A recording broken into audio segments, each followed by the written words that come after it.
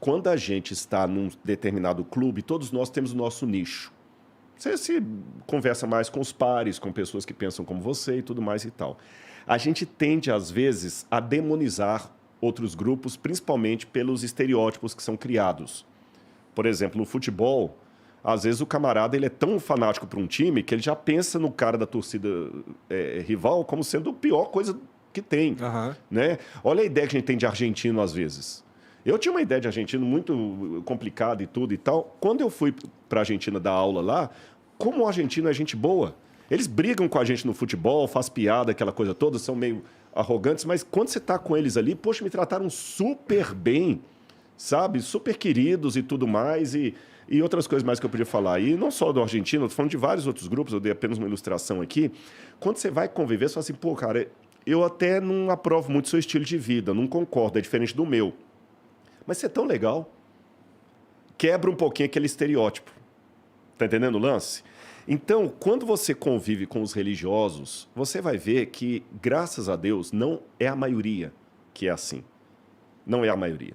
Só que, às vezes, assim, basta um criar um escândalo para criar quase uma generalização. Mas... Até porque esses caras que eu tô falando, eles têm bastante relevância. Tem relevância, eu sei.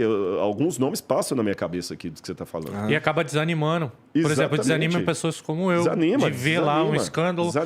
Não é nem a questão do escândalo, é a questão de como a gente vê o rebanho sendo tratado. É isso que às vezes, caramba, tipo... Eu concordo no seguinte sentido. O que seria do mundo sem a palavra de Deus? Na minha opinião, seria a barbárie. Porque realmente a palavra de Deus, ela salva. Ela salva aquele que é dependente químico, ela salva aquele que está com a depressão, ela salva muita gente. Então, tipo, a palavra de Deus no mundo, desde a sua criação, ela é muito importante. A gente não deve nunca questionar isso. É questão de lógica. Até para quem é o ateu, o máximo do máximo, se ele questiona isso, ele, na minha opinião, é um ignorante. Não, é difícil discordar que a religião realmente não tem nenhuma influência na construção da sociedade moderna. Sim, mas total. O mau uso da religião também tem. Aí você falou o ateu, vou dar o exemplo do ateu. Pelo mundo que eu vivo religioso, a tendência é demonizar o ateu. O ateu é o cara que não tem Deus, é o cara que vai papapá. E, cara, quantos ateus que eu conheço, gente boa pra danar. Você tá entendendo? Muito queridos. Quando eu estudei na USP, eu lembro que eu tinha uns 2 colegas ateus lá, no MAI comigo, e eles falaram, pô, Rodrigo, que legal, cara, o jeito que você tem a sua fé e tudo. E quantas vezes a gente saía depois da aula lá, ia pro lugar beber alguma coisa lá, todo mundo com o seu chopp, eu com o meu suco de laranja, nunca me senti discriminado por eles. Mas isso não vem de hoje, se eu não me engano, chamam até de seitas, né? Rosa Cruz, maçonaria, eles são ateus. Não são? Não. Maçonaria, eles são ateus? Não. Não? Maçonaria nem Rosa Cruz, não. Então, da onde é que veio essa demonização da Rosa Cruz da maçonaria? Isso. Tá. A maçonaria, o que acontece? As religiões cristãs... Sabe que eu fui acusado de maçom esses dias na internet aí? É porque eu tirei uma foto e antigamente o pessoal colocava muito a mão aqui assim, para tirar foto. Eu fui tirar foto no museu e eu coloquei a mão assim, que era uma forma clássica, que tinha desde a Grécia Antiga, estou falando do 4º século a.C. Aí eu tirei pra quê? Aí os caras, pô, o Rodrigo é maçom. Não, por causa da mãozinha na foto. Exatamente. Porque aí colocaram foto com Napoleão e tudo mais. Eu comecei a zoar também, que eu fui no Museu de Cera lá na França. Aí eu tirei uma foto do lado do Napoleão e botei, só pra zoar os caras também, você tá entendendo? Eu, particularmente, eu tenho as minhas discordâncias teológicas em relação ao Rosa Cruz e à maçonaria. Agora, vamos separar aqui. Uma coisa é eu discordar da filosofia da coisa. Outra coisa é eu demonizar a pessoa que está ali. É isso que eu estou fazendo a diferença. Senão eu vou colocar... Igual eu falei, Jesus não está em pé de igualdade com Buda. Então, se você falar, Rodrigo, você acha que Buda pode salvar? Não. Você acha que o islamismo está certo? Não. Mas entre falar isso e achar que todo muçulmano é um terrorista, tem um espaço grande. Com certeza. Então, aqui eu vou apresentar a minha discordância. Eu não acho que a maçonaria é um sistema legal. Eu não compactuaria com isso. Eu sou total ignorante nisso. Não, fique tranquilo. Real, a minha dúvida é... Porque o que acontece? E Rosa Cruz não tem nada a ver com maçonaria, viu? Não tem nada... Pelo menos disso eu sei, mas... Parece que a gente falou que é a mesma coisa, mas não é. Não, né? não. São sistemas... A religião, ela condena total o ateísmo, correto? Tipo, não vai pro céu, tá fudido, e é isso daí. Então, tipo, por que também condena outras religiões? Só porque não segue Jesus Cristo, o Salvador? Então, o que realmente é a Rosa Cruz e a maçonaria? O que elas pregam, já que eles não são ateus? Então, o que dá a entender, às vezes, que é como se fosse time de futebol. Desculpa a comparação, mas parece muito time de futebol. Antes.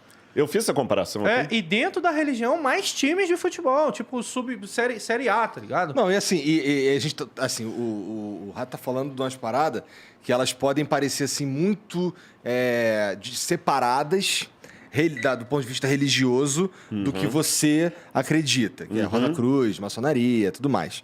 Mas tem uma vertente religiosa que, assim, do jeito, para quem tá de fora, parece ser muito próxima. E eu queria também que tu falasse sobre como é a relação, porque o católico, ele também acredita em Jesus. Claro. Ele também vê Jesus como o caminho, né? Mas eu imagino que há uma diferença primordial entre a crença... Claro. O católico guarda o domingo, eu guardo o sábado, por exemplo. E só deixando claro, a maçonaria, só para esclarecer que alguém pode confundir, a maçonaria não é uma religião. A maçonaria é uma sociedade secreta. Sim. Não é bem religião, né? O Rosa Cruz já é um segmento religioso. Dá para você ter uma religião e ser maçom, é isso? Dá. Eu conheci, por exemplo, pastores metodistas que eram maçons. Entendi. Na Adventista, não. Na Adventista não dá. Mas algumas igrejas... A Igreja Católica também, pelo menos no passado, não aceitava. Embora que o Dom Pedro I era maçom e era católico. Né? A maçonaria, agora eu não sei se é o século XV ou XVI, depois dá uma gugada aí para me corrigir, ela começou na França. A palavra maçonaria vem de maison em francês é casa. Então, maçonaria são os que constroem casas, os pedreiros. Por isso que tem aquele... Esqueci o nome daquele negócio. Tem um compasso. Compasso, aquela coisa toda e tal. E tem toda uma questão mística. E assim, como eu discordo da maçonaria, você falou do catolicismo, outras coisas mais... O mundo caiu numa situação, eu vou colocar simples como a Bíblia apresenta. O mundo hoje virou uma bagunça de crenças e tudo mais. Tanto é que o Apocalipse descreve o painel, o mosaico do mundo hoje como sendo a grande Babilônia. A palavra Babilônia é uma corruptela do acadiano, que no hebraico eles chamam de Bavel, no acadiano é Babilu. Babilônia, significa portal dos deuses. Só que na Bíblia, eles trocaram o portal dos deuses por Bavel, que eles falam Babel na Bíblia em português, que significa confusão, confundir, mesclar. Porque na Torre de Babel, todo mundo teve uma confusão. E o Apocalipse, então, de maneira simbólica, fala que o mundo, até a volta de Jesus, vai estar numa grande Babilônia. Mas aí, quando você vai para Apocalipse capítulo 18, tem uma mensagem que diz assim: caiu a grande Babilônia. Isso está em Apocalipse 14 e Apocalipse 18. Sai dela, povo meu. Até que isto aconteça, as pessoas vão estar espalhadas nos mais diferentes crenças. Qual que é o meu papel, então, nesse mosaico? Meu papel é o seguinte: eu, como adventista, tenho que, em primeiro lugar, ter certeza por que eu sou adventista e não maçom, por que eu sou adventista e não mórmon, por que eu sou adventista e não católico. Eu tenho que ter essa convicção. Uma vez que eu tenho essa convicção, eu tenho que ter essa convicção sabendo que eu tenho que ter um respeito por você que chegou a uma convicção diferente. E o meu papel é, já que isso para mim é tão importante, eu tenho que testemunhar para você de uma maneira que não te agrida, de uma maneira que não te fira e de uma maneira que respeite se você não concordar comigo. Você está entendendo? Então, eu tenho que testemunhar daquilo que eu acredito. E por que eu testemunho? Por que eu não sou adventista só para mim? Por que eu tenho que falar? Pelo mesmo motivo que eu dei o exemplo aqui dos joguinhos. Pô, se o joguinho foi tão legal, por que você jogou quieto? E por que você teve que falar pro Igor do joguinho? É porque é tão legal que você gosta dele. Você quer que ele experimente? Você achou um Nintendo aí que ninguém sabia que tinha? Pô, cara, você tem que jogar comigo. Então, quer dizer, salvaguardadas as devidas proporções, se o que eu acredito é verdade, pô, Jesus vai voltar, caramba, nós estamos vivendo o fim dos tempos. Isso é tão importante que eu me sinto como aquela menininha lá naquela praia da Ásia, quando teve o tsunami vindo, que ela saiu gritando para todo mundo na praia. Eu tenho que avisar. Só que Deus tem que me dar sabedoria para, em primeiro lugar, avisar de uma maneira que eu não brinque com esse evangelho, que eu não seja incoerente com aquilo que eu acredito. Porque o que adianta eu vir aqui no Flow hoje? Beleza, gente, não bebo, não. Amanhã o pessoal passa numa danceteria e tá o Rodrigo lá com... Pô, cara, esse cara que foi no Flow, esse cara é um picareta. Aí tudo aquilo que você falou vem à tona. Por quê? As pessoas não estão esperando isso de mim. E eu posso dizer para você, Jesus disse assim, o escândalo virá, mas ai daquele por quem vier o escândalo. Então, a gente tem que tomar muito cuidado. Eu fico muito triste. Se eu uso a palavra triste, eu também estou procurando uma outra mais forte, porque triste ainda é pouco. Decepcionado, magoado. Eu peço a Deus que me dê humildade e unção do Espírito suficiente para eu não ser mais um que quando você fala assim, pô, tem uns caras aí, o nome do Rodrigo passar na sua cabeça. Eu peço a Deus isso, com muita humildade. Mas, ao mesmo tempo, eu não vou insultar a sua inteligência argumentando o que não é argumentável. Tem muito picareta no Evangelho, mas eu garanto para você, eles não são a maioria. Só que uma minoria barulhenta consegue dar aparência de maioria. É verdade. É verdade. Você está entendendo? Total verdade. Não foram os alemães que mataram os judeus na Segunda Guerra Mundial. Os nazistas não eram a maioria da Alemanha. Mas a gente pensa que foi a Alemanha. Os alemães mataram os judeus. Não foram os judeus que mataram Jesus no primeiro século. Havia um grupo de judeus ali que compactuaram com os romanos para matar Jesus. Mas o que o antissemitismo diz? Os judeus crucificaram Jesus. Uhum. Até no Rio Grande do Sul tem aquela expressão assim, mas que judiação, que judiaria, que papel de judeu. Olha o que o antissemitismo fez. O antissemitismo pegou como se todos os judeus fossem assassinos de Cristo. Isso não é verdade. Então, a gente tem que saber separar. Na prática, não é fácil, porque quando a gente sofre uma decepção, a tendência é passar a régua em todo mundo. Mas, assim, aquele lance do católico, o católico ele tem a mesma chance de ir para o céu que você, por exemplo? Claro. Então, você tem, todos nós temos. Tá bom, peraí. Deixa eu te reformular. Tá, mas no caso aí... Ele levando a religião, o catolicismo até o fim. Porque assim, no fim das contas, ele está seguindo Jesus. Claro. De um jeito diferente. Eu vou piorar a sua resposta. E se um budista estiver seguindo o budismo até o final, ele tem a chance de ir para o mesmo céu que eu? Aí tu piorou pra caramba mesmo. Piorou muito. E aí? Você está entendendo? Pelo modo como eu entendo da Bíblia, vamos colocar o seguinte. Vamos imaginar... Eu vou falar de uma maneira meio triunfalista e arrogante aqui, mas só para ficar claro o exemplo. Tá. Vamos supor que eu, por conhecer a Bíblia, conhecer Jesus, eu tenho um conhecimento maior da verdade revelada por Deus do que um budista. Vamos supor, é uma suposição.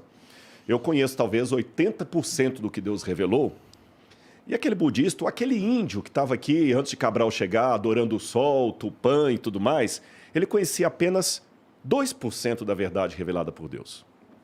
Mas vamos supor que aquele índio, adorando Tupã, ele foi fiel àqueles 2% da verdade que chegaram para ele. E eu não sou fiel nem a 1/3 da verdade que chegou para mim.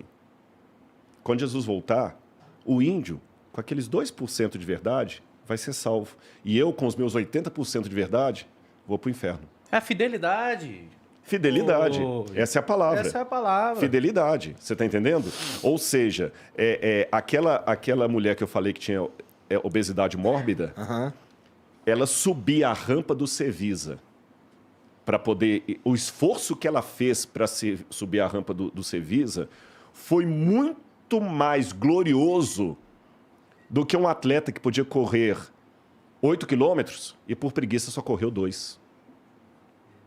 Se eu fosse dar uma medalha de primeiro lugar, eu dava para aquela mulher com obesidade mórbida, embora ela andou apenas 100 metros e o cara correu 2 quilômetros. Mas ele não foi bom, porque ele podia ter corrido 8 e correu só 2. Ela não. Ela mal aguentaria 40 metros, ela aguentou 100.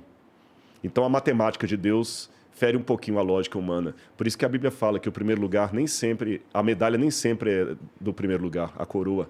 É quem vai com Cristo. E eu digo assim... Cara, é tão legal ser amado por Deus e amar. Isso me faz amar as pessoas, sabe? Me dá uma coisa de vida tão grande que ajuda a lidar com o hater, me ajudou a sair da depressão. Mas, Rodrigo, tanta coisa boa. Vou te fazer uma pergunta. Cara, eu tô muito curioso sobre o assunto. Não, vai lá, de boa. Eu espero estar respondendo. Assim, tipo, a pessoa, ela pode ser... Eu me sinto amado por Deus, não vou mentir pra você. Porque eu hoje ainda convivo com os meus pais. Tipo, tenho uma namorada maravilhosa, tenho os meus cachorrinhos, tenho uma vida boa, tenho meus problemas? Tenho. Mas acordo agradecido todos os dias por poder levantar, por poder fazer o que eu tenho que fazer e por poder dormir de cabeça tranquila hoje em dia. Então, sim, eu sou agraciado. Não é todo mundo que tem essa vida. Claro. Não é todo mundo que tem a oportunidade hoje de estar conversando com você. Claro. Entendeu? De estar aqui tendo um papo, absorvendo conhecimento. Então, tipo, eu me sinto agradecido. Eu não vou mentir pra você. Eu não faço as coisas esperando algo em troca. Eu simplesmente faço. E, no nosso caso, influenciador, e com certeza outros influenciadores que estão vendo isso daqui, eu acho que vão concordar comigo. A gente ajuda muita gente todos os dias. Lembra o exemplo que eu dei da outra vez? O seu exemplo me tocou. Sabe por quê? Porque eu já ouvi várias vezes. E hoje eu faço o meu conteúdo num pensamento não de ganhar dinheiro ou de, poxa, tem que fazer, é o meu trabalho. Não. Eu faço meu conteúdo hoje no sentido de, caramba, se eu tirei o sorriso de uma pessoa, pra mim já tá pago. Bonito, entendeu? Bonito isso. Não, mas se a gente começar a pensar assim, a gente simplesmente vai fazer, porque as pessoas notórias... Não é a primeira vez que eu escuto ele falar isso, não. As pessoas Ou seja, notórias... é sincero, né? As pessoas notórias, elas fazem diferença na vida das outras pessoas. Entendeu? Você, como pastor, você pregando, você tá fazendo hoje diferença na minha vida e faz diferença na vida do Igor. Então, é a questão da palavra. A palavra é poderosa. Não só a palavra de Jesus Cristo, mas sim a sua palavra, que é carregada pela palavra de Jesus Cristo. Entendi. Entendeu? Então, por que não? Não é defendendo o ateísmo. Sinceramente, eu nem sei o que eu tô defendendo, tá? Eu não sei, não tem como eu saber. Não sabe tem. o que eu tô vendo aqui, Rato? Muito legal. Isso, eu falei que até olhando para você também. Você ama esse Deus. Você falou, eu me sinto amado por ele, você também o ama. Você queria saber mais coisas dele. Então, uma vez, Nicodemos procurou Jesus de noite. E com um palavreado muito parecido com o seu. Só que ele estava falando em aramaico no primeiro século. Aí, eu acho que Jesus conseguiu entender melhor ele do que hoje no português arrastado. Aí Jesus virou para ele e falou assim, ô Nicodemos, muito bem, cara. Tá te faltando só uma coisa. Ele falou, o quê? Você tem que nascer de novo. Porra. Aí Nicodemos, mas como é que eu vou entrar na barriga de uma mulher e nascer de novo? Ele falou, Nicodemos, se eu tô falando das coisas da terra, você não tá entendendo, como é que você quer que eu te explique as do céu? A única coisa que eu te digo, se eu posso dar uma sugestão para você, e para você também, Igor, é o seguinte. Sempre converse com esse Deus que você ama. E deixe ele ser o número 1 da sua vida. Ele vai te guiar pelos caminhos. Ele vai te orientar. Se eu posso dar uma sugestão, leiam a Bíblia. Você entendeu? Comece pelos evangelhos e procura fazer a paz. Ame a Deus acima de todas as coisas e ao seu próximo como a si mesmo. O resto é comentário. Você entendeu? A única pregação que eu vou fazer para você é essa. Porque você tá com sede. Eu não estou aqui fazendo terapia de grupo nem nada. Você gosta de coxinha? Gosto. Tem uma coxinha com catupiry aqui, que ela é de costela. Então tá bom aqui, ó. Deixa eu só separar para minha esposa aqui. Pode separar. A Laura tá me mandando um lembrete só para eu falar do Salmo 23 depois. Viu? Depois puxar o negócio do Salmo 23 aqui. Vamos falar do Salmo 23 também, daqui a pouco. Tá bom. Mas só fechando isso aqui, eu percebo quando as pessoas estão com sede de Deus. E vocês têm isso. Aquele você foi muito sincero. Falou, cara, eu queria acreditar. Você lembra? E você está falando, cara, eu amo Deus. Então, são essas pessoas que eu tô, Senhor, elas estão aí. E até se você me permitir, aliás, eu sempre oro antes de comer, né? Para não perder o costume aqui. Fica à vontade, tá vai lá. Então vamos fazer uma oração aqui. Vamos. Senhor, muito obrigado pelo alimento que nós temos aqui. Obrigado por estar mais uma vez no Flow, Senhor. Estou batendo esse papo aqui com o Igor, com o Rato. E que o Senhor possa, ó Pai, estar no coração deles e na vida deles e na minha também. Em nome do Teu Filho nós oramos. Amém. Amém. Mas aí o que acontece? Ele vai se revelar para você. Ele vai... Esse molho é de quê? Não sei. Não é pimenta, não? Pimenta eu não curto. Não, esse aqui deve ser pimenta. Ele vai se revelar a você, você está entendendo? Igual Nicodemos. E você vai nascer de novo. Nascer da água e do Espírito. E, cara, aí é igual experimentar isso aqui. Você vai ver que coisa maravilhosa. Que coisa maravilhosa. Ó, eu falo com Deus todo dia, cara. Do meu jeito. Não, nada muito formal. mas eu falo com Deus todo dia, principalmente para agradecer. Tem um branquinho desse aí? Toma aqui, ó. Não, esse é o seu. Não, toma. Mais aqui. Obrigado. Eu também me sinto muito grato pelas coisas que aconteceram na minha vida. E assim, como eu me considero... Pode pegar aí, mano, vamos lá. Eu não tenho nenhuma pretensão de ser um intelectual nem nada. Então, as coisas para mim, elas acontecem de um jeito que são inexplicáveis. No sentido que, se eu fosse... Toda vez que eu paro para pensar em todas as coincidências que aconteceram na minha vida, que me trouxeram até aqui, eu não consigo ignorar a existência, assim, eu não consigo não acreditar em Deus, sabe? Mesmo que esse Deus, para mim, ele seja realmente...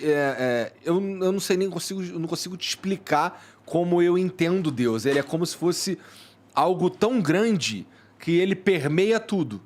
Ninguém explica Deus, né? Exato. Né? Então, aí para mim, o que eu faço diariamente, para mim é todo dia. Que eu acordo, que eu chego em casa.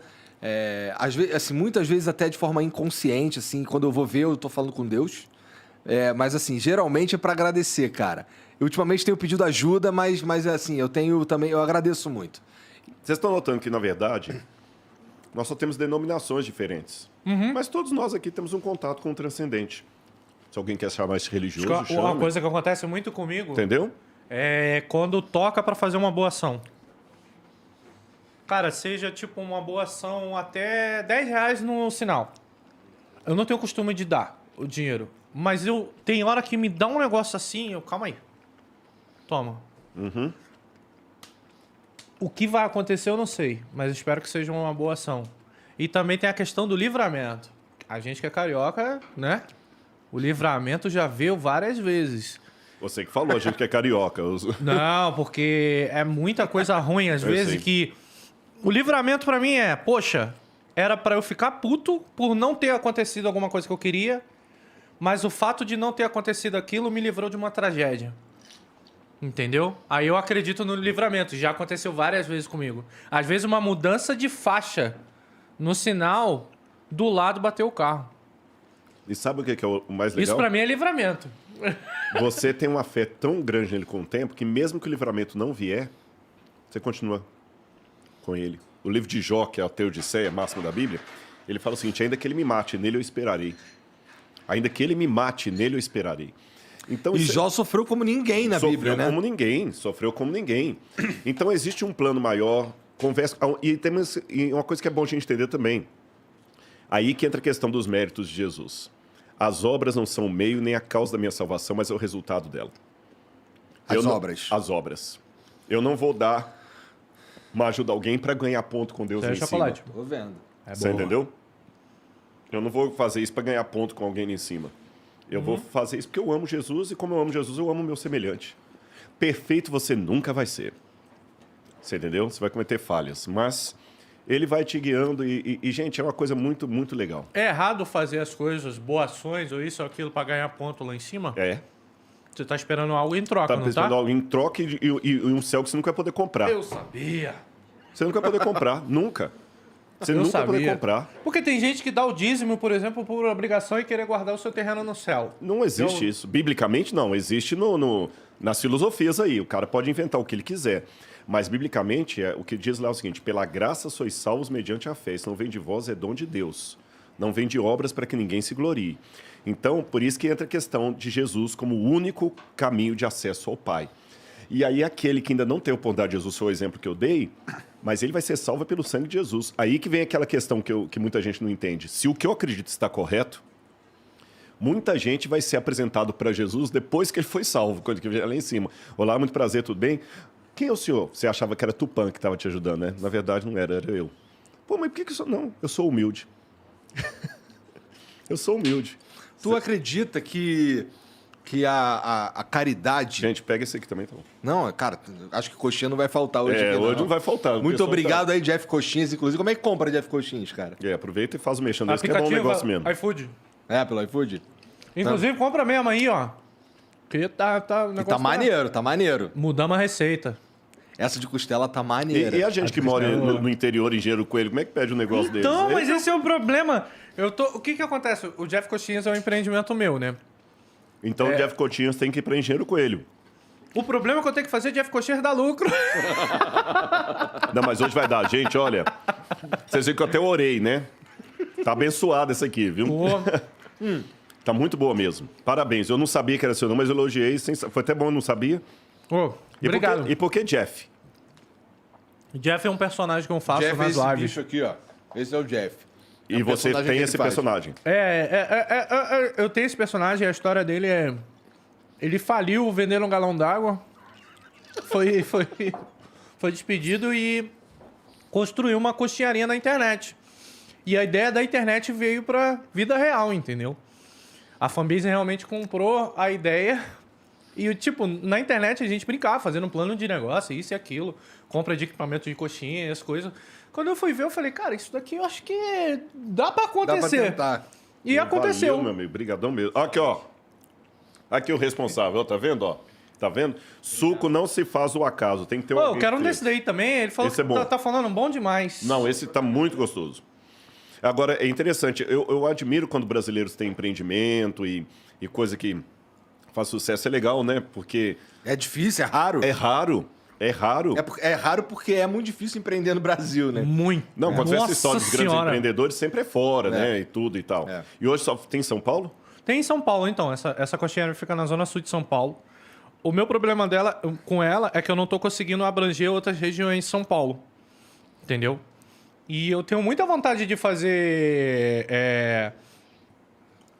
aplicar metodologia de franquia, mas é falta de conhecimento. Entendeu? Porque como é que eu vou apresentar algo que eu não tô conseguindo lucro ainda? Tipo, o empreender hoje, ainda mais em alimento, é difícil. Entendeu? Entendi. Muito difícil, entendeu? Então eu quero realmente fazer o negócio dar certo para virar um piloto, para assim a gente conseguir crescer, olha, mas entendeu? Não tô jogando confete não, mas se depender da qualidade, fica. É onde a gente tá pregando, a qualidade do negócio. Aí o que acontece? Tipo, a gente tinha uma gama de funcionários. Infelizmente, devido à dificuldade, demitimos alguns. Agora a gente tá enxutando a equipe, acertando realmente na receita do negócio para virar referência. Pra gente conseguir, por exemplo, Rodrigo, ó, quer uma franquia? Eu te garanto isso aqui de lucro, isso aqui de lucro. Se você conseguir tantas vendas, é isso daqui e o seu retorno de investimento vai ser em X. E tem que ser igual algumas fast food, que você tem que ter a qualidade do produto, chegar lá para não... aí. Senão o que adianta ter a marca e não ter? Aí, por enquanto, a gente tá nesse lance do teste e tal. Já vai fazer um ano aí. Essa brincadeira. Gente, não tô ganhando para isso não, mas ó, Jeff Coxinhas, viu? Se você estiver no sul, na região sul de São Paulo... É bom. É bom o negócio. Só não é bom pra quem tá de dieta, mas... Essa aqui de chocolate ainda. Que nem eu. Eu tô de dieta. Mano... Tu vai meter que tu tá de dieta. Pô, cara, tô tentando. Depois reclama que a cueca deixa cofrinho. Mas então, é isso aí que eu fico às vezes chateado. Você falou uma coisa que... Poxa... Não, sério agora mesmo. Você falou uma coisa muito interessante. Se eu começar a pensar que tem alguma coisa me esperando além da minha vida, eu vou até me sentir mais confortável. Porque eu tô numa etapa da minha vida que eu posso comer qualquer tipo de comida que eu quiser. O mais gostoso possível. Por quê? Porque, pô, eu tinha 17 anos de idade e eu não tinha condições de ir no McDonald's. Pô. Não tinha condição como. de ir no China. Não tinha. Era o Mac Cemitério. E olha lá, que era uma tendinha que tinha perto do cemitério lá no Nova Iguaçu. A gente chamava de Mac Cemitério. Eu ia pro shopping pra comer Mac Resto. Mac Resto, Sério? Tipo, o cara tá comendo aqui um bagulho, pá, deixou ali, a gente ficava ali curtindo ali o shopping e tal, e o resto a gente botava pra dentro. E também tinha um lance de a gente ficar... A gente saía da escola, eu só comia McDonald's assim também. A gente saía da escola e ficava assim perto do lixo.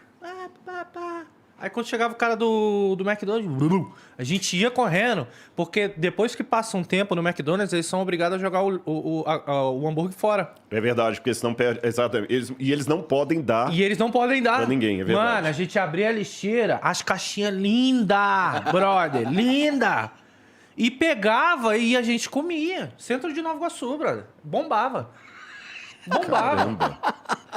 Olha, esses tipos de histórias são interessantes, porque às vezes tem gente que tá assistindo agora o podcast e tá na miséria, tá pior, tá acabado. Pega a dica. Dá um estímulo. A dica é boa, falando sério. A dica é boa. Mas assim, voltando ao raciocínio, hoje eu posso comer as coisas maravilhosas e, pô, Tô com um problema que qualquer coisinha eu engordo e eu fico puto, mano. Tu não fica puto, não?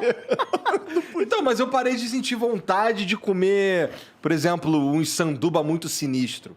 Tá ligado? Agora eu tô mais na vibe de comer comida mesmo. Até comida, mano. Engorda. Até comida. Olha que interessante. A minha igreja ela tem um lance muito forte com a questão da saúde, da alimentação. É bom mesmo. É bom o negócio. A moderação, ou a palavra que a gente mais usa, temperança, sabe? Ter temperança. Evitar a glutonaria, ter os 8 remédios de Deus, que é ar puro, não sei se eu sabia todo de cor, ar puro, água, exercício físico, oração... são 8 remédios. O exercício físico que, né? Esse também. Esse a gente precisa da ajuda de Deus. Não foi criado por Deus, não vem meter essa. Não foi criado pelo Exu. Esse daí veio de baixo. Eu entendi a teoria da relatividade. Tá rindo, né? Esse veio de baixo, eu tô rindo porque tu meteu um Exu aí. E o cara que manja de Exu, ele vai falar que ele não necessariamente é mal. Tá Exatamente, ele vai te detonar lá. Bom, depois tem que perguntar pra quem acredita, né? Agora, o fato é que o seguinte, é bom a gente ter até para você ter qualidade de vida. Acho que temperança, você tá entendendo? Por exemplo, eu comi algumas coxinhas aqui, beleza. Agora, se eu ficar comendo toda noite isso, todo dia de manhã... Você tá entendendo? Você lembra aquele... Já que vocês falaram do McDonald's aí, vocês lembram daquele documentário... Super Size Me, que em português ficou com a dieta do palhaço, né? Você viu que o camarada, ele adquiriu coisas terríveis. Então, é bom as pessoas... evitarem algumas coisas. Eu, por exemplo, eu não como carne de porco. Eu evito carne de porco. Tem algum motivo religioso? Tem. A Bíblia fala em Levítico 11. Muita gente que está assistindo, que acredita na Bíblia, fala, não, Jesus cancelou isso na cruz do Calvário, não tem mais nada. Mas eu acredito que não. Que Fake news. Que as questões de saúde continuam valendo. Inclusive, não, mas carne de porco te traz um processo inflamatório pro corpo, mano. O ideal até, eu como carne. Mas o ideal, por exemplo, para muita gente é o vegetarianismo. Eu evito refrigerante, muito raro tomar. Se eu tomar refrigerante 2, 3 vezes por ano... Por ano? Porque assim, por exemplo, se deixar, tem coisa que eu vicio. Você sabe que a gente gosta de junk food. Então, assim, eu não tomo direto e tudo, um chocolatezinho assim e tal. E a gente vai vivendo muito melhor. Olha, eu tô com 51 anos. E eu não sou o melhor exemplo que tem de saúde. Eu quero chegar aos 51. Parece mais jovem que eu, pô. Você entendeu? É questão de saúde. Linda. O ameixa se sacaneou. Pô, ameixa...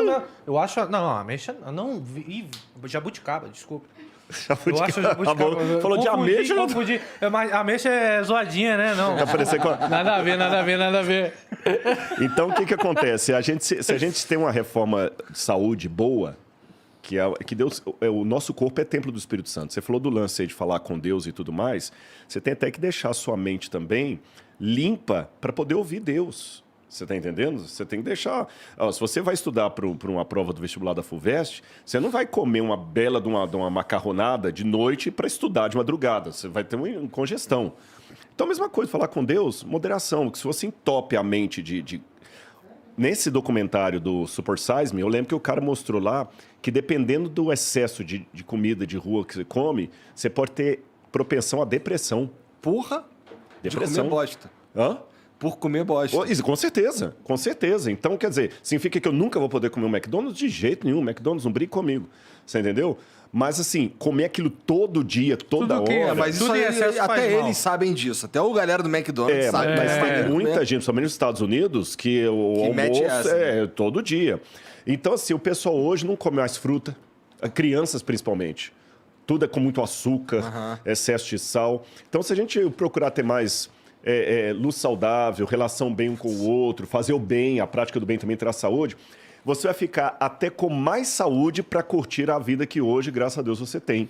Porque, convenhamos, na época que eu era mais jovem, eu não tinha dinheiro. Hoje que eu tenho dinheiro, eu não tenho saúde. Então, quer dizer, sabe? É bom, você não pode deixar que as coisas sejam suas donas. Você que tem que ser dono delas. Esse lance que você falou de praticar o bem, que traz melhorias para a saúde e tudo mais, eu concordo contigo. Mas você acredita, na tua opinião, fazer o bem é algo que é intrínseco do ser humano? Não. Ou ele é uma dádiva divina, de certa forma? De Deus. Você acha que é? Porque, eu conheço uma galera que não tem muito a ver com Deus. Assim, não tem muito a ver com religião, para ser mais claro. Mas são fazedores do bem, cara. Lembra que eu falei do Betinho? O Betinho, inclusive, que ele não era da tua religião. Ele era ateu. Que era ateu. Era ateu. Era ou é ainda? Não, ele morreu. Betinho morreu, ele era hemofílico. Ele morreu, e ele inclusive pegou AIDS por causa de uma transfusão de sangue por hemofilia. Foi o quê? Nos anos 90, se eu não me engano? Acho que no final dos anos 90. Que ele morreu. Ele era irmão do Enfio e aquela coisa toda. E o Enfio era mais famoso que ele, mas o Betinho fez um trabalho extraordinário no Brasil. E outros exemplos que eu podia dar, como eu falei lá na USP, aqueles colegas assim, pô, cara, gente boa. Então, o que acontece? Muitas vezes, Deus assina as coisas de maneira anônima. Porque Jesus fala o seguinte, Deus faz o sol nascer sobre maus e sobre bons. Você entendeu? Então, muitas vezes, a gente não reconhece que a dádiva vem de Deus. E como eu falei, só Deus conhece o íntimo da pessoa. Deus sabe se uma pessoa está sendo Madre Teresa de Calcutá por uma questão de fingimento ou se ele está sendo um camarada noiado por uma questão de trauma. Eu não sei. Então, o que compete a mim? Falar o seguinte, olha, o cara fazer isso aqui está errado. É por isso que a gente tem... Se as religiões aprendessem isso, facilitava muito a vida de muita gente. Eu tenho que condenar o pecado, não o pecador. Eu tenho que condenar a ação, não quem está fazendo. É lógico, não vou cair agora também no dilema. Então quer dizer que o cara que matou, que estuprou, que não pode ser preso? Não, não é nada disso que eu estou falando. Eu estou falando que do ponto de vista moral, eu não sou juiz de direito, não sou advogado, não sou Deus. Eu posso falar o seguinte, essa atitude está errada. Agora, você está praticando ela, a você eu tenho que amar. Não é fácil fazer essa dicotomia, sabe? Não é fácil, principalmente quando aquela atitude está contra os meus princípios. Ou você eu tenho que perdoar também. Exatamente, e perdoar a mim mesmo também, que eu também piso na bola, né? Agora, pior que a gente entrou nesse assunto, assim, o camarada, vem a dádiva, vem de Deus, então Deus sabe, olha, esse camarada aqui, ele não está aceitando que eu exista. O Rodrigo não sabe, o Rato não sabe, o Igor não sabe, mas ele não está aceitando que eu exista porque o pai dele pintou um quadro tão negativo acerca de mim. Coitado, ele não acredita em mim, mas ele acredita no amor. 1 João 4, verso 8, Deus é amor. Então, eu vou me revelar a ele através do amor. Porque se eu for como eu sou, ele não vai aceitar porque eu vou lembrar o trauma do pai dele. Então eu vou pela via do amor. Aí o cara tá lá tendo amor, achando que ele não aceita, mas já tá amando Deus. Você tá entendendo? E no juízo, nós não... Deixa Deus ser Deus. Esse lance de pai, por exemplo, eu fiz uma pesquisa e eu notei que os grandes paladinos do ateísmo moderno, Nietzsche, Freud, Darwin, mais ou menos, que alguns pensam que Darwin era ateu, outros não. Mesmo Freud, mesmo o Nietzsche, tem uma famosa oração ao Deus desconhecido do Nietzsche. Eu já vi alguns falando que Nietzsche, na verdade, não era ateu, que era deísta. Para mim, ele era ateu. Mas todos esses que eu citei, e outros que eu podia citar aqui, o Wagner, o Schopenhauer, todos eles tinham um ponto em comum. Pai e mãe tremendamente religiosos, mas nada piedosos. Olha a história do Freud. Tem um livro, agora eu me esqueci o nome da autora. Que interessante. Isso é comum a todos esses? Todos esses que eu citei. Tem um livro, eu esqueci o nome da autora. Se alguém der uma googada depois e achar aí, Os Deuses de Freud. Os Deuses de Freud. Dá uma olhada para nós aí, Lucão. É de uma autora, Os Deuses de Freud. Ela é espanhola, ele vai achar o nome dela ali. É livro. Ela conta, por exemplo, que o Freud tinha uma olha bem, pai da psicanálise. Janine Burke, isso mesmo. Ele tinha um lance que o pai dele era um rabino. E o Freud era judeu. Mas rabino, assim, muito xiita, aquela coisa toda, e totalmente ausente do filho. Então, Freud criou um ranço com o pai muito grande, mas, ao mesmo tempo, ele queria ser amado pelo pai, e não era. E o que acontece? Vai pegar a biografia do Freud, o pai dele, quando ele era criança, mandou embora a babá que cuidava dele. Depois morreu a tia dele que ele gostava. Depois morreu o irmão dele. E ele nunca lidou bem com isso. Nunca lidou bem com isso. Então, todo mundo que ele amava, ou morria, ou era separado dele. E quando ele tentava amar o pai era o oposto que você podia ter de um homem bom. A única coisa que o pai dele fazia, que ele tinha uma boa memória, é quando o pai dele colocava para ele ler histórias da mitologia grega e contava para ele. Era o único momento de interação amistosa que ele tinha com o pai. Freud passou a vida toda fazendo o quê? Resolvendo o problema dele com o pai dele. E como é que ele transferiu isso para a religião? Freud falou o seguinte, olha, Deus, na verdade, é apenas uma necessidade psicológica que nós temos de um pai universal que não existe. Então, você tem que concluir que esse pai universal não existe, que você está sozinho, está lascado, e tentar conviver com isso. Aí ele tinha um costume interessante nas terapias dele, você vê que nem sempre também, que é uma outra coisa, pensa sempre que o ateu é o cara bem resolvido, que o ateu, que é esse outro paradigma também. O pessoal pensa que o religioso é o esquizofrênico que fica seguindo o pastor falastrão, e o ateu não. O ateu é o cara que estuda na USP, que faz fefelete. O ateu é o cara que tem doutorado, o cara descolado. Isso não existe. Isso não é bem assim, não. O Freud, toda vez que ele ia terapizar alguém, ele pegava uma estatueta da coleção dele. Mas é diferente daquelas que você tem ali do Cavaleiro do Zodíaco. Ele só comprava estatueta, ele tinha mais de 2.000 estatuetas da mitologia grega. E ele comprava em antiquários. E ele fazia um ritual para receber essa estatueta na casa dele. Ele sentava, colocava a estatueta, tinha um jantar com ela, conversava com ela. Muitas vezes ele terapizava a pessoa com a estatueta na mão, carinhando a estatueta. Momento solitário dele, ele ia para um quarto lá e ficava conversando com as estatuetas e tudo mais. Isso não é historinha. Não, isso é... esse livro é um especialista em Freud. Que loucura. Você está entendendo? Os deuses de Freud. E tem um outro também, porque Freud não acreditava em Deus também, que é muito bom. Então você vê ali que, na verdade, ele passou a vida toda tendo um problema mal resolvido com o pai dele e transferiu isso para a crença dele. Então, quer dizer, a ideia de pai de Deus é um Deus paterno. Então, se a minha relação com meu pai é ruim, aquele lá também... Então, eu hoje explico o ateísmo de Freud com a psicanálise de Freud. Com todo respeito, pode parecer patulância, porque eu não sou psicanalista, mas já conversei isso até com a minha analista uma vez. Eu uso a psicanálise de Freud para entender Freud. Você está entendendo? Tu tem analista? Tenho, claro. Porque tem um monte de crente que fala que... Não, tem. Ela é uma psiquiatra muito gente boa. Não vou dar o nome dela aqui, porque da outra vez que eu falei, um monte de gente queria saber quem que é a terapeuta. Ela é de Campinas, muito gente boa. Mas assim, é interessante bom. Porque não é assim, veja, não é uma surpresa de verdade para mim, porque eu imagino que todo mundo, assim, você é um ser humano. E por ser um ser humano, tu pode muito bem dar uma pirada. Claro. Né? E quando a gente dá uma pirada, qual médico a gente vai? A gente vai no médico da cabeça, a gente Exatamente. vai em psiquiatra, em psicólogo, e isso não tem nenhum conflito com religião, ou tem? Não tem. Hoje não, mas assim, para muita gente ainda tem. Por exemplo... Nossa, eu não sabia disso. Quando a Igreja Adventista começou a abrir... Porque se você tá ficando doido, se tem depressão e tudo você mais, tá é coisa de do diabo. É coisa do diabo. Tem um livro do David Simmons, A Cura dos Traumas Emocionais, que ele já falava sobre isso. Tem um outro também... Guilt, Where Psychology and Religions Meet. Culpa, onde a religião e a psicologia se encontram. Esse é de... Vou lembrar o nome do autor. David Began. Esses autores dos anos 80 e 70 já falavam do preconceito que havia contra a religião, contra a psicologia, lá nos Estados Unidos, que era uma igreja mais aberta. Quando a Igreja Adventista abriu a primeira faculdade de psicologia aqui em São Paulo, muita gente falou assim, que absurdo! O crente tem que resolver... Isso? Eu acho que já tem uns 10, 15 anos. De qualquer forma, é recente. É recente.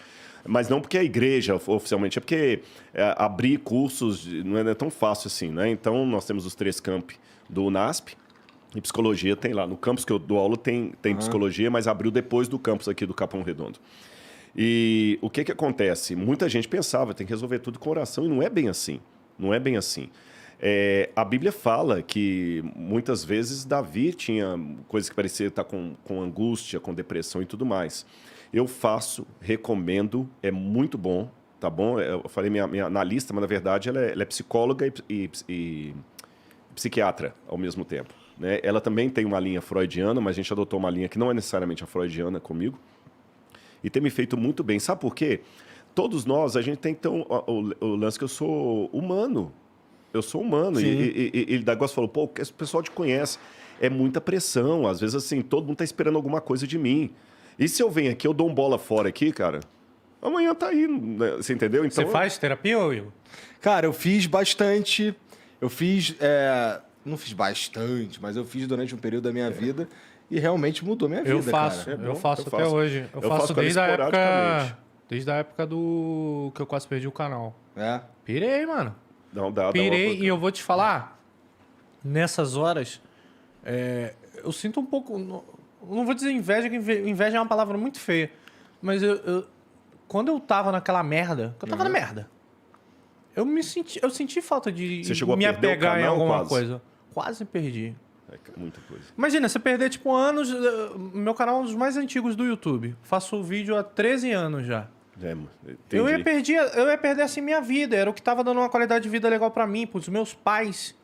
Em plena pandemia. Eu ia perder tudo. Eu ia perder tudo e começar do zero. E eu senti falta de me apegar em alguma coisa. Eu não sabia o que me apegar.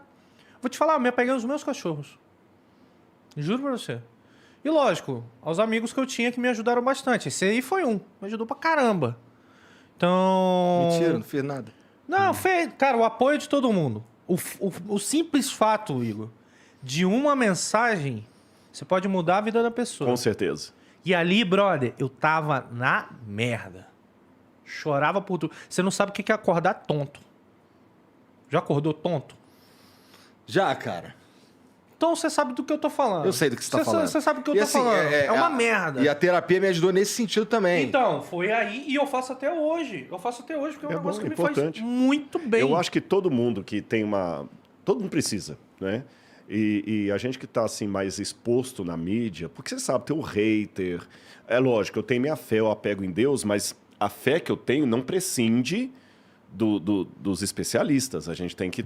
Você tá entendendo? Mas Deus pode usar pessoas. Não é porque você tem tua fé que tu não vai no médico se tu pegar Covid. Tem uma historinha, só rapidinho do Rafa. Tem uma historinha que um camarada uma vez, ele tinha muita fé. E o navio afundou, e ele pegou e começou a nadar de braçada.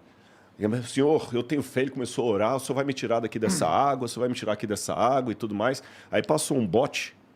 Cara, ó, tem um ali, ó, vem pra cá. Não, pode buscar outro, porque eu tenho fé. Eu tenho fé que Deus vai tirar daqui. Não, mas rapaz, vem pra cá. Não.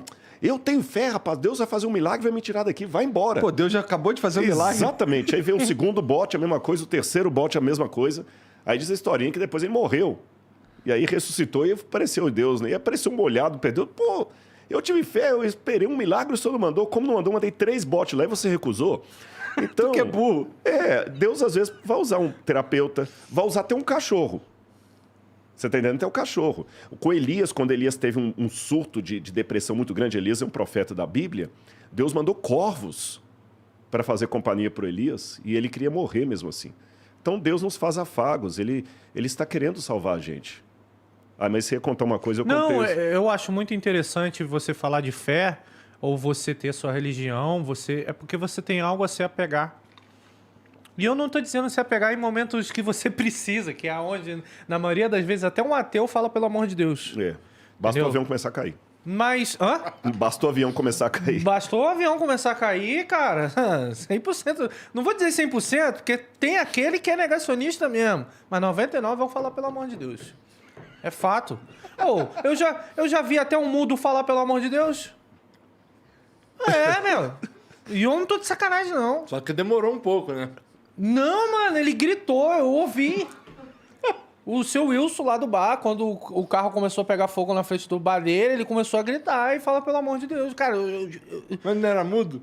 Ele fez aquela operação. Não tô de sacanagem, tá rindo, né? Não, é porque eu achei engraçado. Mas é engraçado. E o seu Wilson existiu, não tô de sacanagem, não.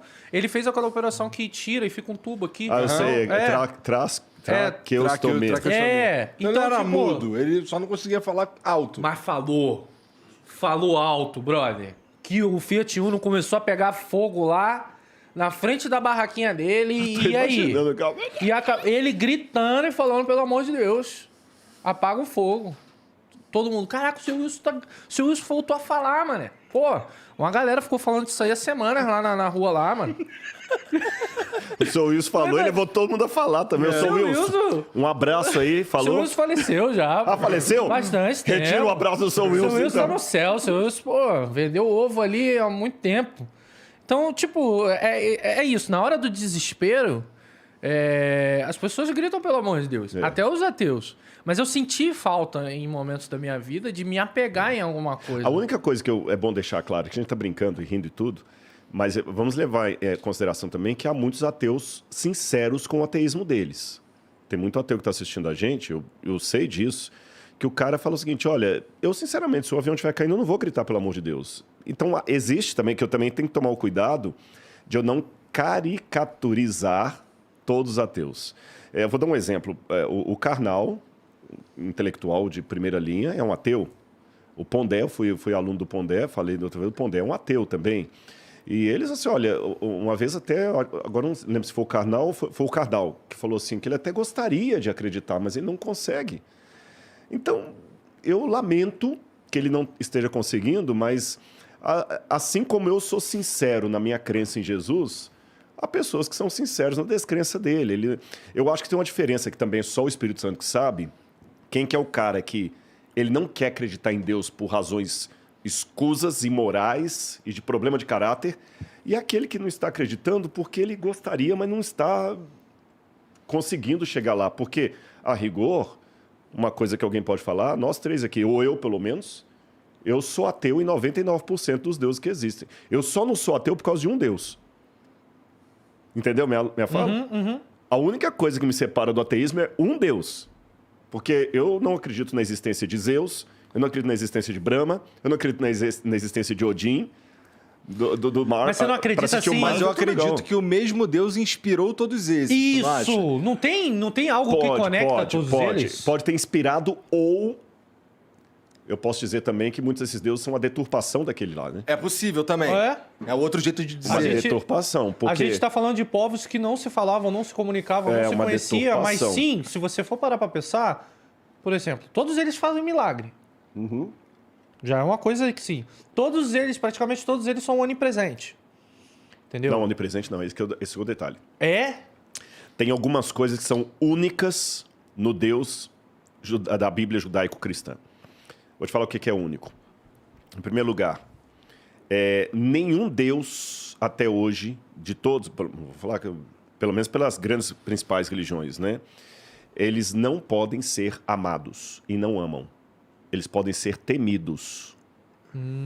Você pega os deuses do Olimpo, por exemplo, o amor ágape não é só Eros, porque o Zeus vai lá, pega a mulherada e tudo mais, a mulher se apaixona por Zeus, mas aquele amor que Jesus fala, que o mandamento fala assim, amarás o Senhor teu Deus de todo o teu coração, esse mandamento só faz sentido no judaísmo. Segunda diferença, o Deus da religião judaico-cristã é o único que antecede o universo. Todos os demais deuses são filhos do universo. O universo surgiu primeiro, depois que vem os deuses. Eu assisti, por exemplo, achei horrível. Eu fiz até um comentário no meu lá sobre o Eternals. Você lembra aquela... Vocês assistiram Eternals? Cara, tá aí, até hoje eu não vi. Nossa, Rodrigo, eu assisti um filme Marvel que você não assistiu. Eu não vi, e caraca, pior que eu me senti, olha, porque vocês... Falaram que é ruim, esse é ruim, eu sou muito fã de filme de super-herói. É porque você deve gostar do quadrinho e você é conservador, saudosista. Não necessariamente, é mais que... Falta de tempo mesmo. Assim, eu não... Falta de tempo, cara. Falta de tempo mesmo, dá o papo. Chega em casa, tem que dar atenção pra família, pra criança. Não, eu tô brincando, falta de tempo no sentido assim, porque o universo dos quadrinhos e da cultura nerd, pra vocês, é a cultura que vocês... mais ou menos. Né? Mas pra mim já foi mais, agora eu tô mais devagar. Desligou mais? Essa é verdade. Aí eu assisti, depois eu falo sobre esse filme, eu assisti no avião. É que ele tem no início... Achei horrível. Então, mas... eu não assisti porque falaram que é horrível mesmo. Horrível. E eu falei, pô... Até quando eu fiz a análise lá no meu canal, eu falei assim, gente, eu não sou especialista em cultura nerd, mas eu vou fazer um comentário, porque eu vi algumas coisas religiosas ali no filme, mas alguém que conhece mais do universo Marvel pode me corrigir e tudo mais e tal. Mas depois que eu fiz a análise, eu vi muita gente também detonou. Mas é que no Eternals, eles mostram lá a epopeia do Gilgamesh, começando a criar o universo e tudo mais. Então, se você pegar dos gregos e tudo mais, os deuses são filhos do universo. O universo, ele é eterno ou ele se autogera. Que são titãs, não é? Não, os titãs já são... Os titãs já são filhos também? Já são filhos também. Você pegar os titãs, você tem primeiro Gaia. Isso que... Aliás, antes de Gaia, você tem um universo que são forças siderais que se autogeram, tá bom? Aí, nessas forças siderais, surge Gaia, que também se autogera, do nada. Aí a Gaia gera Urano, que é o céu, Gaia Terra. E a Gaia engravida do próprio Urano. Aí, da relação de Gaia e Urano, que vem os titãs, os ciclopes e os centimanos. Você entendeu? Aí que vem toda essa... Ah, não, aliás, não, perdão, falei bobagem. De Gaia e Urano vem Cronos. É isso mesmo, os titãs, falei certo. Os titãs, os ciclopes e os centimanos. Ou Encatóncoris, que são seres com 100 braços e tudo mais. Cara, só um off-topic total aqui. Esse lance de Zeus pegar a mulherada, mano. Não tinha gente falando que era Zeus no corpo do mendigo lá, daquela história? Sacanagem. Caraca, sacanagem. Porque é totalmente... Isso tá em alta agora, tá todo mundo falando disso, claro, né? Todo mundo... E, se eu não me engano, teve um cunho religioso em cima disso. Teve uma parada que ela viu... ela disse que viu Deus no mendigo. Que ela viu Deus no mendigo. Ah, é? Tem um áudio Eu tava, antes de entrar aqui, por coincidência, eu tava vendo aqui no YouTube uma declaração do mendigo. Contando a versão dele. Sim, mas teve uma declaração, se eu não me engano, foi dela? Foi, né? Ela falou que ela viu ela viu Deus. O que é muito estranho, significa que ela tem tesão em Deus. Você vai encontrar Deus, a primeira coisa que você vai fazer o quê? Uma relação sexual com ele? Eu não posso julgar, porque é interessante. Até conversando com uma psicóloga sobre esse assunto, a gente estava batendo um papo, ela falou o seguinte, olha, para analisar se ela estava realmente com um surto psicótico ou não, eu tenho que levar para o consultório, várias sessões para a pessoa se agir, né? Então, quando às vezes assim, na TV, o cara só de ouvir o áudio já fala que tem ou que não tem surto, não sei. Por um lado, eu não posso negar a realidade dos surtos psicóticos, porque eles existem, mas por outro lado, não posso distribuir como ficha de brinde para todo mundo, porque aí eu posso pegar um pedófilo também e falar, o cara também teve um surto, ele viu Deus na criança e desejou a criança. Porque na mitologia, Zeus fazia isso. Fazia. E pra caraca, assim, Zeus era loucão. Não estou emitindo juízo de valores no caso específico aí da mulher, porque eu não sei. Eu só estou dizendo assim que o pessoal dá emblema, né? Mas então eu estou colocando as diferenças do Deus da Bíblia para os outros. O Deus da Bíblia é o único que antecede a existência do universo e cria o universo. Os outros são filhos do universo. O Deus da Bíblia é o único que é único. Os outros são politeísmo.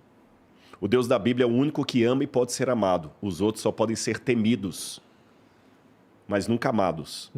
E o Deus da Bíblia é o único que correspondeu à necessidade contraditória de Deus. Agora eu dei um nó na cabeça. Qual que é a necessidade contraditória de Deus? Vamos lá.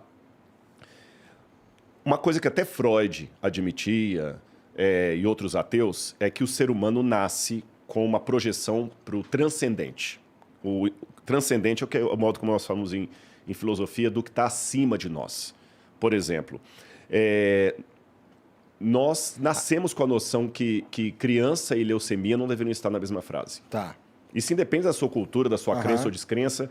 É horrível ver a morte de uma criança. Nós nascemos com a noção que a morte é ruim. Agora vamos analisar um pouquinho. De onde vem essa noção de insatisfação? Essa vontade de eternalizar os bons momentos da vida? De onde vem isso? Né? Se não está em lugar nenhum. Estou querendo lembrar o nome de um autor que fala muito sobre isso. Até o sentido do universo, porque todo sistema delimitado, o sentido está sempre fora dele, nunca nele. Se o universo é delimitado, o sentido do universo tem que estar fora dele. Mas se não tem nada além do universo, como dizia Carl Sagan, então o universo não tem sentido. Mas se ele não tem sentido, como eu explico tanta lógica? Percebeu o lance? Então, nesse aspecto assim, nós nascemos com essa abertura para um transcendente.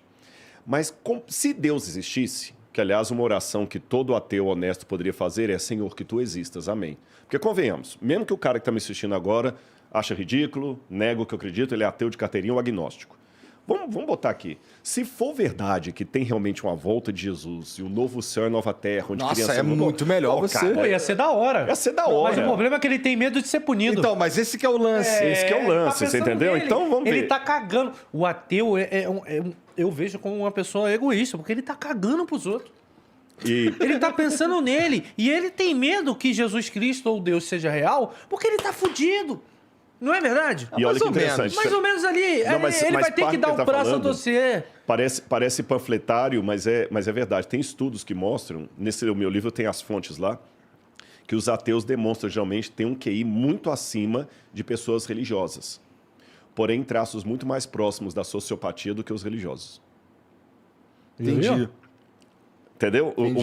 Deu um QI mais elevado para os ateus, mas traços próximos à sociopatia maior que os religiosos. Menos empatia, menos um monte de coisa. Isso aqui não é papo de crente, não. Isso é pesquisa randomizada, indexada e tudo mais. Bom, mas voltando ao que eu estava dizendo. Nós temos essa vontade que Deus exista. Mas para esse Deus existir e garantir para a gente que a eternidade vai ser boa, esse Deus não pode ter uma criptonita que destrua ele. Porque se tiver uma Kryptonita, pô, e se o Thanos vier amanhã e arrebentar com esse Deus? Eu tô lascado. Esse Deus não pode ser o Capitão América. Ele não pode ser nem o Superman, porque até o Superman morreu, né? Ele não pode ser a Mulher Maravilha. Ele tem que ser alguém que ele vê o fim desde o princípio. Alguém que não... E se ele mudar de ideia amanhã? E se ele cansar da gente? Então ele tem que ser alguém que está acima de tudo. O próprio universo, só para você ter uma noção, o universo conhecido, ele tem 93 bilhões de anos-luz de distância. A luz, propagando a uma velocidade de 100 mil quilômetros por segundo, gastaria 93 bilhões de anos para cruzar o universo. Só que essa parte que só a parte que a gente conhece. 3%. Porque 97% é matéria escura e energia escura. Então, esse Deus tinha que ser alguém... E você vai falar que não tem alguma coisa lá, meu parceiro? Esse Deus, ele tem que ser uma coisa que ele não pode nem ser dimensionado. A gente pensa sempre, a gente só consegue imaginar aquelas dimensões, profundidade, largura e altura. Mas existem outras dimensões, e Deus tem que ser uma dimensão que é atemporal, no sentido assim, que ele não está preso ao nosso tempo, que ele tem a temporalidade dele, seja espacial, que ele não está preso ao espaço. É um Deus que não pensa, ele sabe. Ele não raciocina, ele já sabe. Então eu preciso desse Deus. Mas, aqui que vem a contradição, ao mesmo tempo que eu tenho uma carência por esse Deus, eu tenho uma carência por um Deus que eu possa amar, abraçar. Eu quero um Deus que saiba tudo, mas ao mesmo tempo que conversa comigo. Que graça tem, vocês são muito amigos. Você contar uma piada que ele já sabe todas. Você vai contar para ele uma coisa, já sabe tudo. Onde é que eu vou com esse Deus se ele está em toda parte? Então, ao mesmo tempo que eu preciso que ele seja acima de tudo, eu preciso que ele seja íntimo. Aí eu tenho um autor, Emmanuel Levinas, filósofo, ele perguntava assim, como pode o infinito caber no espaço finito? Isso é até interessante, porque já viu aquele filme Deus é Brasileiro? Do Antônio Fagundes? Sim, antigão. Mano, Deus é chato pra caralho ali. Mas porque ele é tudo. Ele sabe de tudo. Ele sabe de tudo. Cara, esse filme é muito bom. Eu gosto muito daquele filme. Esse filme temos porque ele tá no Brasil procurando um novo Messias. Entendeu? E aquele filme é genial, cara. E tipo, Deus ali... Faz quanto tempo isso daí? Tem uns 20 anos ou mais. Nossa, esse filme é bem antigo. Então, já dava pra ele ter ido lá em Curitiba e encontrado o Henrique Cristo. Que eu nem sei se tá lá mais, né? Não, agora ele tá em Brasília. Nessa época ele tava em Curitiba. Mas aí o que acontece? A gente precisa de um Deus humano. Porque eu quero contar para ele, eu quero surpreendê-lo. Eu quero, com a minha oração, mudar a cabeça dele, mesmo sabendo que ele não muda. É verdade, cara. Eu quero. Que coisa, né? Então, assim, qual que é a verdadeira função da gente orar se ele já sabe? Se ele já sabe. Agora, como é que eu vou conseguir amá-lo? Como é que eu vou abraçá-lo se ele é infinito? Como é que eu vou caminhar com ele se ele é onipresente? Ele é chato. Ele é chato. Ele é chato. Aí que tem uma coisa que só a religião agora cristã, judaico-cristã tem. Aí que vem Jesus.